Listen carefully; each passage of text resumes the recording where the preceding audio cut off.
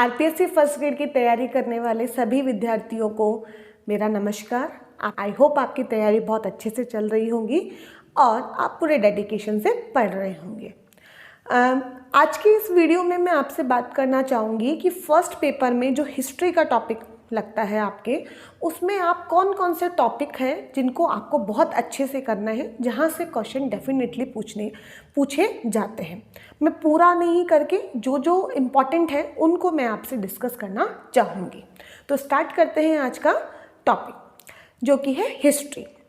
सबसे पहले अगर हम बात करेंगे राजस्थान हिस्ट्री और इंडियन हिस्ट्री की, तो आरपीएससी फर्स्ट ग्रेड में इंडियन हिस्ट्री थोड़ी सी ज़्यादा पूछी जाती है। इंडियन हिस्ट्री ज़्यादा पूछी जाती है और पहले अगर मैं बात करूं लास्ट ईयर से पहले जो भी वैकेंसी थी उसमें सिर्फ इंडियन हिस्ट्री का ही पॉइंट था, इंडियन हिस्ट्री ही पूछी जाती थी, राजस्थान हिस्ट्री वहां पर इंक्लूडेड नहीं थी। पर अब सिलेबस चेंज हो गया है और वहां पर राजस्थान हिस्ट्री को भी इंक्लूड किया गया है। तो आपको कौन कौन से टॉपिक के ऊपर ज़्यादा फोकस करना है, आप इसे अलग से नोट कर सकते हैं और आप प्रीवियस ईयर के जो भी पेपर हैं वहाँ से इसको एनालाइज भी कर सकते हैं। किसी भी एग्ज़ाम को पास करने के लिए जो सबसे बेस्ट होता है वो स्ट्रेटजी होती है कि आप किस तरीके से उसको प्रिपेयर कर रहे हो। बहुत बड़ी बड़ी किताबें पढ़ने की आपको ज़रूरत नहीं है, आपको सिलेबस के अकॉर्डिंग चलने की बहुत ज़रूरत होती है कि सिलेबस में जो लिखा हुआ है आपको वो वाला टॉपिक करना ही है। क्योंकि एग्जामिनर के पास भी जब वो पेपर सेट करता है तो वो एक सिलेबस ही जाता है और उस सिलेबस में से उसके ऊपर बाउंडेशन होती है कि उनको सिलेबस के पॉइंट्स को क्या करना होगा, कवर करना पड़ेगा। तो आपको अपनी तैयारी के अंदर इन बातों को क्या करना है, इंक्लूड करना है।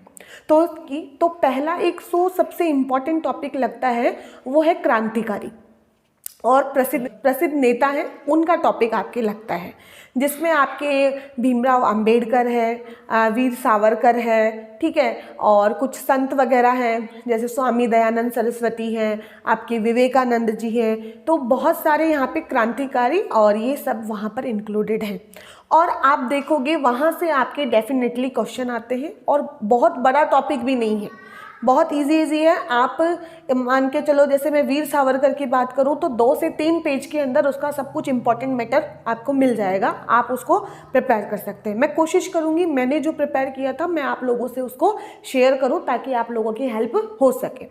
इन नेताओं में भी आपको मेन चीज़ क्या पढ़नी है, इन नेताओं में आपको मेन चीज़ पढ़नी है इनकी बुक्स, कि इन्होंने कौन कौन सी बुक्स लिखी थी, ठीक है, इन्होंने अपनी डिग्री कहाँ से की, इनके मेन आंदोलन कौन से थे, इनको उपाधि किसने दी, कौन सी उपाधि दी, ये सब चीज़ें यही ज़्यादातर पेपर में पूछी जाती है। तो यहाँ से आपको डेफिनेटली क्वेश्चंस देखने को मिलते हैं, ठीक है। तो सबसे पहले तो हम क्रांतिकारी को करेंगे क्योंकि छोटा टॉपिक है, आप बोर भी नहीं होगे और आपने बचपन से इन क्रांतिकारियों के बारे में सुन रखा है। साइंस वाले स्टूडेंट्स के लिए थोड़ा सा टफ होता है, बाकी जो आर्ट्स के हैं वो तो स्टार्टिंग से इन चीज़ों को पढ़ रहे हैं, उन्हें यहाँ पर कोई दिक्कत भी नहीं आती है। पर साइंस वाले बच्चों को थोड़ा सा इसके ऊपर फोकस करने की ज़रूरत है। दूसरा, अगर मैं इम्पॉर्टेंट टॉपिक की अगर बात करूँ तो वो दूसरा जो टॉपिक है इम्पॉर्टेंट वो है 1857 की क्रांति। 1857 की क्रांति राजस्थान और भारत दोनों परिप्रेक्ष्य में आपको देखनी है, मतलब दोनों में ही आपको देखनी है। भारत में 1857 की क्रांति और राजस्थान में 1857 की क्रांति, दोनों में से किसी भी टॉपिक में से वो आपसे क्वेश्चन पूछ लेंगे। राजस्थान की पेपर आप दे रहे हो, बहुत लंबे समय से तैयारी कर रहे हो या अभी आपने तैयारी स्टार्ट की है, 1857 की क्रांति से तो आप बिल्कुल फैमिलियर होंगे। साथ ही साथ 1857 की क्रांति से रिलेटेड जो भी क्वेश्चन पहले पूछे गए हैं वो भी आपको तैयार करने, क्योंकि अब नया ट्रेंड चल रहा है, कोई भी उठा के अलग से कोई चीज़ पूछ लेते हैं कि इस आंदोलन में क्या था और फिर हम देखते रह जाते हैं ऐसा क्या हो गया, ठीक है। तो आपको उसे बहुत अच्छे से प्रिपेयर करना है। टॉपिक देखो कुछ नहीं छोड़ना है, लेकिन जो जो मेन टॉपिक जिन्हें तो आपको पूरा 100% करना है, वहाँ पे जितना मैटर हो सके जिसको आपको करना है वो यहाँ पर लेना है। नेक्स्ट अगर मैं बात करूँ प्रजामंडल, राजस्थान में प्रजामंडल आंदोलन, जो कि एक बहुत लंबा टॉपिक है और जहाँ से क्वेश्चन आने के चांसेस पूरे होते हैं।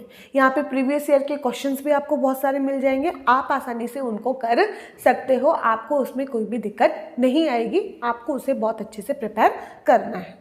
नेक्स्ट अगर मैं बात करूँ तो आपको राजस्थान की कला और संस्कृति, पहले ये नहीं था, लेकिन अब ये टॉपिक जुड़ गया है। राजस्थान की कला और संस्कृति, अगर मैं मेरी बात करूं तो जब मैं तैयारी कर रही थी तो मैंने तैयारी पिछले वाले सिलेबस के अकॉर्डिंग की थी। नया सिलेबस आया तो मुझे लगा कि राजस्थान की कला और संस्कृति भी ऐड हो गया, तो मैंने बहुत टाइम ख़राब कर दिया था कला एंड संस्कृति पे। और मैंने देखा कि कला संस्कृति में से मैक्सिमम 1 या 2 क्वेश्चन वहाँ पे पूछा गया, क्योंकि फर्स्ट ग्रेड में तो हर एक पॉइंट के, जैसे हिस्ट्री के इतने क्वेश्चन आएंगे, सब कुछ वहाँ पे तो पार्टीशन कर रखा है। तो अब हिस्ट्री का इतने बड़े सिलेबस में से कला संस्कृति में से तो 10 क्वेश्चन पूछने वाले नहीं है, तो वो थोड़ा सा मतलब आपको कला संस्कृति पे थोड़ा थोड़ा फोकस करना है, उसको बहुत ज़्यादा उसके अंदर आपको अपने आप को नहीं देना है। नेक्स्ट अगर मैं इम्पॉर्टेंट यहाँ पे बात करूँ, 1857 की क्रांति हो गया। एक है राजस्थान का एकीकरण। राजस्थान का एकीकरण, कौन से मुख्यमंत्री थे, किसको विशिष्ट अतिथि के रूप में बनाया गया, कौन वहाँ पे राज प्रमुख बना, ये सब चीज़ें वहाँ से ज़्यादा पूछी जाती हैं। तो आपको वो जो 7 चरणों में हुआ है, सबकी डेट वगैरह, सबके मुख्य अतिथि वगैरह, वो बहुत अच्छे से करने हैं। तो राजस्थान में से तो इन टॉपिक में से ज़्यादा क्वेश्चन पूछे जाते हैं। एक आता है आपके महात्मा गांधी।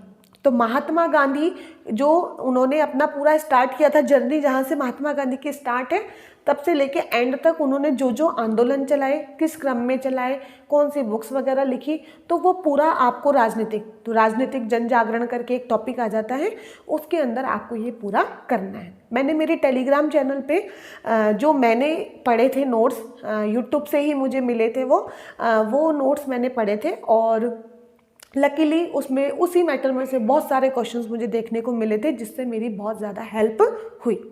तो ये टॉपिक्स मैंने आपको बताए। अगर मैं नेक्स्ट टॉपिक की बात करूं, भैया अभी तो 5-6 टॉपिक हुए हैं, क्वेश्चन तो बहुत सारे आते हैं। तो एक इम्पॉर्टेंट आपके है कि आपके वहाँ पर है इतिहास, राजस्थान का इतिहास, प्रमुख राजवंश की हम बात करते हैं। तो मैं इसमें आपको कहना चाहूँगी, आप पूरे के पूरे राजवंश ना पढ़ के वहाँ पर आपके 4 इम्पॉर्टेंट राजा आपको बता रखे। एक तो महाराणा प्रताप, एक आपके सवाई मान सिंह, एक आपके राज सिंह और एक आपके राय सिंह। ठीक है, बीकानेर के हैं, और एक राज सिंह जो कि आपके वहीं के राज सिंह जिन्होंने राजसमंद झील बनाई थी।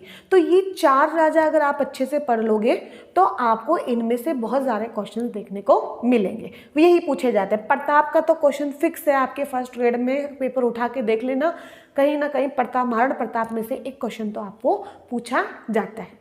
इसके अलावा आपको मौर्य काल, गुप्त काल, ये जो है इनका साहित्य है, इनकी संस्कृति है, इनकी चित्रकारी है, ये भी मैंने जो नोट्स मैंने बनाए थे मैं आपको सेंड कर दूंगी। 4-4, 5-5 पेज का मैटर है, ज़्यादा दिक्कत नहीं है। रट्टा मारने की बहुत ज़्यादा ज़रूरत है कि किसने कौन सी बुक लिखी, और वहीं से क्वेश्चन ज़्यादा पूछे जाते हैं। तो मौर्य काल और इस वाले टॉपिक में से पूछे जाते हैं। अभी जो मैंने जितने भी टॉपिक आपसे डिस्कस किए, अगर आप ये टॉपिक भी बहुत अच्छे से पढ़ लेते हो तो 10+ क्वेश्चन आपके सही हो जाएंगे, ये मेरी गारंटी है। राजवंश आप जब पढ़ते हो राजस्थान वाले, तो आप राजस्थान में जैसे कई बच्चे होते हैं, कुछ ज़्यादा किताबी कीड़े होते हैं, वो हर एक चीज़ को देखते हैं। वो भरतपुर का भी पढ़ लेते हैं, कोई जोधपुर का, वो कभी कभी होता है कि कोई ट्रैक से हटके कोई चीज़ पूछ ली जाए, तो वो अगर बिल्कुल लीक से हटके कोई क्वेश्चन पूछा जाता है वो तो सबका ही गलत होता है। आप टेंशन ही क्यों लेते हो? कि जैसे इस बार पूछ लिया गया था कि भोजी लंबरदार का एक क्वेश्चन पूछ लिया गया था, तो उसमें हमें टेंशन की क्या जरूरत है, वो तो सबका ही गलत हो गया, तो वो तो वैसे ही कंपटीशन से अलग हो गया। तो ऐसे कुछ अलग ही उटपटांग चीज़ आ जाती है, तो उसमें हमें टेंशन लेने की ज़रूरत नहीं है। अगर मैं राजवंश की बात करूँ तो मेवाड़ राजवंश आपको अच्छे से पढ़ना है। ठीक है, मेवाड़ के अलावा आपको जयपुर के कछवाहा, क्योंकि इनका सीक्वेंस पूछा जा सकता है, बहुत सारे राजा थे, अगर आप पढ़ सको तो आप वो पढ़ सकते हो। एक आप चौहान जो है अजमेर के पृथ्वीराज, और इनसे क्वेश्चन आपसे ज़्यादा पूछे जाते हैं। एक मेन राजा आपके मालदेव हैं, एक जो मेन जो राजा हैं जिनका इतिहास में ज़्यादा नाम है, वहीं से क्वेश्चन आते हैं, और कहीं से क्वेश्चन नहीं आते हैं। और अगर मैं फर्स्ट ग्रेड की बात करूं तो जो मैंने 4 राजा आपको बताए, प्रताप सिंह, महान सिंह, ठीक है, राज सिंह, इनमें से क्वेश्चन आपसे ज़्यादा पूछने के चांसेस हैं। तो कला संस्कृति से हो जाएगा, इन राजाओं में से क्वेश्चन हो जाएगा, 1857 की क्रांति से हो जाएगा, एकीकरण से आपके क्वेश्चन हो जाएगा, प्रजामंडल आंदोलन से आपके क्वेश्चन हो जाएंगे। इस तरीके से अगर मैं पूरी बात करूं तो 10+ क्वेश्चन आपके सही होने के चांसेस हो जाएंगे। एक बौद्ध में से होगा, एक गुप्तकाल में से। आपके गुप्तकाल, आई थिंक गुप्तकाल ही है या मौर्य काल है, वो मुझे थोड़ा सा अभी टंग स्लिप हो रही है, वो मैं आपको देख दूंगी। तो आपको अगर आप हिस्ट्री इस तरीके से प्रिपेयर करोगे तो आपके स्ट्रेटजी बहुत अच्छी हो जाएगी। 10+ या 15 क्वेश्चन के पूरे ही टॉपिक आप करोगे तो 15 में से 15 क्वेश्चन सही करने के सब बच्चों की थोड़ा वो रहता है कि मान लिया 15 है, 15 में से हमने 13, 12 या 11 क्वेश्चन भी सही हो जाते हैं तो हम कितने प्लस में आ जाते हैं भाई। 10 हमने करंट के किए, 10-20 हमने ये कर दिए, तो एक तरीके से आगे बढ़ते हैं ना अपन। और अगर मैं बात करूँ साइंस के स्टूडेंट की, तो साइंस के स्टूडेंट थोड़ी बहुत 5 मैथ के क्वेश्चन है, उसमें से 2-3 तो साइंस के बच्चे कर ही देंगे, साइंस के भी कर देंगे, तो उनको इतनी ज़्यादा दिक्कत नहीं आएगी। साइंस के बच्चों को मेन दिक्कत हिस्ट्री में आती है, ज्योग्राफी में आती है, पॉलिटिकल में आती है। तो ये जितने भी टॉपिक हैं उनको एक सिस्टमैटिक तरीके से पढ़ें और उनको बार बार पढ़ें। जितनी बार आप रिवीजन कर सकते हो उतनी बार आपको रिवीजन उसका करना पड़ेगा। आपको ऐसा होना चाहिए, आपके टिप पे होना चाहिए, क्योंकि कई बार पेपर का स्ट्रेस ऐसा होता है कि क्वेश्चन आते हुए भी हम गलत कर देते हैं। तो आपकी वो क्या होनी चाहिए, तैयारी होनी चाहिए कि नहीं ये तो मेरा क्वेश्चन सही होगा। तो आप ये सभी टॉपिक हिस्ट्री के कर सकते हैं। आप आसानी से हिस्ट्री में मैक्सिमम नंबर आप क्या करोगे, प्राप्त कर सकते हो। तो आपको ये वीडियो कैसा लगा आप मुझे कमेंट करके ज़रूर बताएं और अपने बाकी फ्रेंड्स से भी इसे शेयर करें। Okay, bye everyone, thank you so much for